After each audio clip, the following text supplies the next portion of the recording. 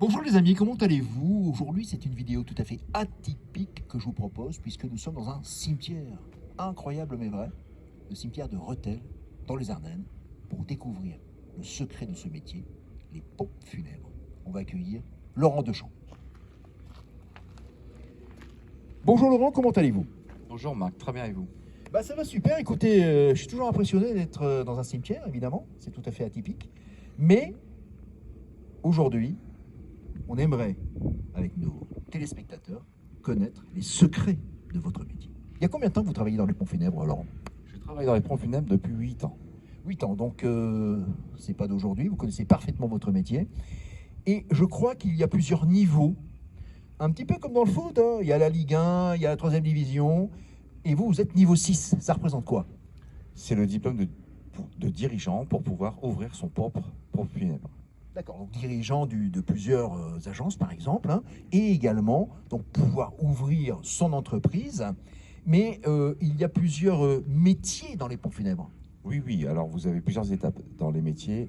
Vous avez porteur, chauffeur, fossoyeur. Ensuite, vous avez maître de cérémonie, conseiller funéraire, directeur d'agence. Et après, vous avez tout le secteur marbrerie. Alors je bloque sur un mot déjà, fossoyeur. C'est quoi, fossoyeur? C'est vrai, c'est important, fossoyeur. Oui, le mot fossoyeur fait peut-être peur, Oui. mais c'est un métier qu'on a besoin pour pouvoir ouvrir les concessions quand on fait une inhumation. D'accord, donc les fossoyeurs sont les gens qui ouvrent la tombe. En clair, moi je vais parler comme quelqu'un qui ne connaît rien, hein, ce qui est le cas d'ailleurs. Donc effectivement, avant d'inhumer, on ouvre le caveau Oui. pour mettre le cercueil dedans. Oui, obligatoirement. D'accord. Et ensuite, on a les chauffeurs porteurs, c'est bien ça? Oui, les chauffeurs porteurs servent en cérémonie à porter le cercueil, aidés par le maître de cérémonie, qui lui officie et qui fait les textes mis en relation avec la famille bien auparavant. Et bien auparavant, ils ont été reçus par un conseiller funéraire. D'accord, donc vous recevez, vous êtes maître de cérémonie, hein, je crois, Laurent, hein. Oui, je suis maître de cérémonie. Voilà. Donc c'est important parce que moi, évidemment, comme beaucoup de gens, j'ai assisté à des enterrements. Et il y a toute une organisation pratiquement militaire, j'ai remarqué ça. Mais il y a également le maître de cérémonie qui est le chef d'orchestre de l'enterrement. Ah oui, obligatoirement. Il faut quelqu'un pour guider les gens, pour savoir où ils doivent se placer, comment faire avec les porteurs, leur expliquer pour le portage, parce qu'on a différentes corporations, on a des intérimaires, on a des gens qui sont embauchés dans des entreprises. Ensuite, oui, c'est surtout l'interlocuteur principal avec les familles. Alors, entrons dans le vif du sujet. Bon, une personne décède, hein, malheureusement, c'est la vie, c'est comme ça, on décède. Qu'est-ce qui se passe? Bah, déjà, quand la famille téléphone dans le pont funèbre, c'est parce que le médecin est passé pour déclarer le décès. Donc de là, on peut intervenir. Donc, alors, c'est soit en domicile, soit en EHPAD, soit en morgue. Donc on va chercher le défunt.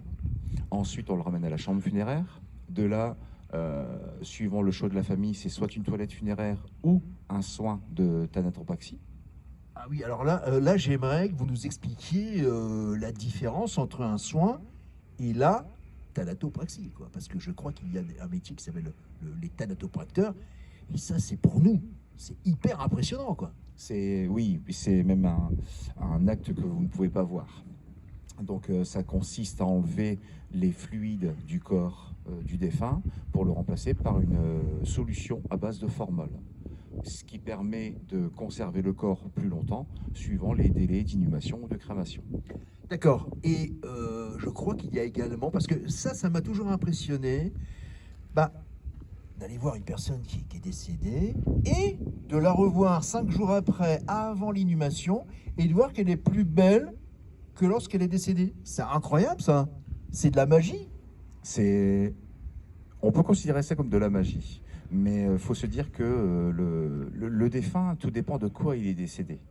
Donc si il est décédé avec un cancer, il a eu des traitements médicamenteux très très lourds, donc le corps s'abîme très vite, et ça permet le soin thanatopraxie le mot récupérer est peut-être un peu bizarre, mais voilà, on récupère une personne qui est quasiment apaisée et qui dort. Oui, alors on va entrer, effectivement, On a dit qu'on allait révéler les secrets. Et est-ce que c'est un secret de dire que le thanatopracteur enlève le sang du défunt et qu'il remplace par un produit de conservation? Ce qui est très bien d'ailleurs, hein. Oui, c'est ça, c'est totalement ça. Il enlève le sang, le fluide corporel, et il le remplace par une solution à base de formol, ce qui permet de récupérer, un beau défunt. Donc là, on était sur le fait d'aller chercher le défunt, soit en EHPAD, soit à domicile ou à l'hôpital. Qu'est-ce qui se passe après? Donc on rapatrie, comme je l'ai dit, en chambre funéraire pour faire le soin ou la toilette funéraire. Ensuite, on l'installe en chambre. Au moment de la fin, on va arriver au moment des obsèques. Il se passe l'acte de mise en bière. Donc l'acte de mise en bière, c'est mettre le défunt dans son cercueil, de le mettre en présentation dans un salon spécifique pour le départ, on va dire ça comme ça. Ensuite, on passe à l'étape de fermeture de cercueil, qui est une étape vraiment difficile. Oui, je me permets, ça doit être extrêmement douloureux, ça doit être un moment très très intense, peut-être certainement pire que l'enterrement réel, la cérémonie, parce que fermer le cercueil, dire au revoir à son défunt, ça doit être difficile.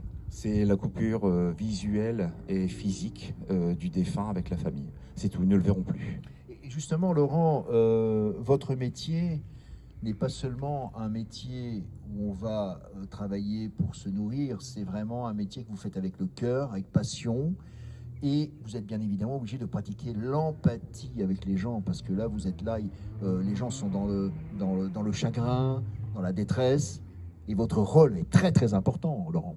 Mon rôle est très important, surtout, oui, comme vous l'avez dit, avec l'empathie. Si on n'a pas d'empathie, on ne peut pas travailler dans ce métier. Parce que, déjà, je vais dire une chose, c'est que nous, personnellement, en tant que professionnels funéraires, on ne peut pas se permettre de s'approprier le deuil de ces personnes-là. Mais on peut avoir avec l'empathie, on peut se mettre un petit peu dans leur peau, on va dire ça comme ça. Et c'est grâce à ça, c'est grâce à ce système que on arrive à faire de très très belles cérémonies et d'avoir un remerciement de la famille parce qu'on les a aidés, on les a épaulés. Oui, vous les avez accompagnés dans la douleur, et c'est vrai que l'enterrement, je ne vais pas dire que c'est un spectacle, mais quelque part ça l'est, parce que j'ai déjà vu des enterrements où il y avait des très très belles fleurs, c'est magnifique au niveau de l'église, mais également la cérémonie dans le cimetière, parce qu'il y a également la cérémonie au sein du cimetière. Oui. Et ça aussi c'est très important. Et là aussi c'est beau, on met des fleurs, c'est voilà bon. Et il y a un discours également, il y a de la musique, il y a un discours. Oui, le discours est fait en relation avec la famille et le choix des musiques, pareil, avec la famille. Voilà, super. Qu'est-ce qu'on peut encore dire, Laurent, sur votre métier? On a passé sur la thanatopraxie, on a passé sur le schéma. Il y a beaucoup de documents également, je crois. Hein. C'est sérieux. Hein. Ah oui, mais c'est très très sérieux.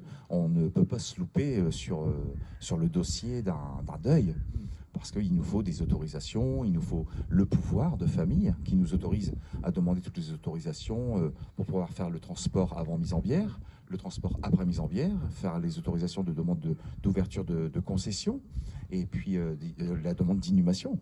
Alors aujourd'hui, une personne qui n'a pas encore fait ses documents, qui n'a rien fait au niveau de son décès, qu'est-ce qu'il doit faire? Moi, je conseille la personne d'aller en pont funèbre, de demander un devis par rapport à sa demande, ce qu'il veut exactement, ce qu'on appelle les dernières volontés. Et grâce à ça, il couvre sa famille, voilà, en faisant entre guillemets un prêt, mais en marche arrière. Voilà. Ah bon? Un prêt en marche arrière. Qu'est-ce donc? Alors le prêt, c'est-à-dire que vous, par rapport à un devis, d'accord, je vais dire que les obsèques coûtent 5 000 €. Voilà, vous avez un échéancier et vous mettez les 5 000 € tout doucement de côté. D'accord.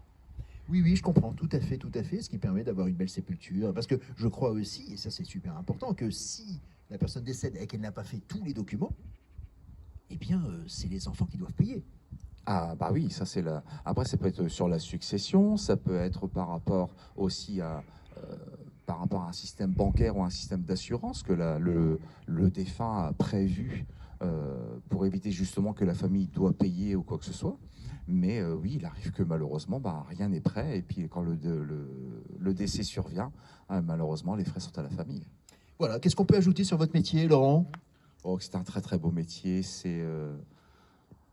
Moi, c'est ma vocation, c'est voilà, c'est un plaisir, je vais dire ça comme ça, c'est un plaisir de travailler dans le funéraire, c'est de rendre le plus bel hommage possible, que ce soit d'une personne, je vais dire, qui soit dans le besoin, ou qui était dans le besoin, ou qui n'y soit pas.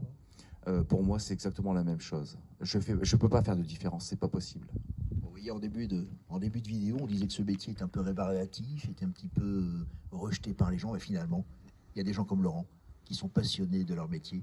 Laurent, merci beaucoup pour cette interview. On a appris beaucoup de choses grâce à vous, et on vous souhaite une excellente journée. Voilà. À bientôt les amis. Ciao, ciao.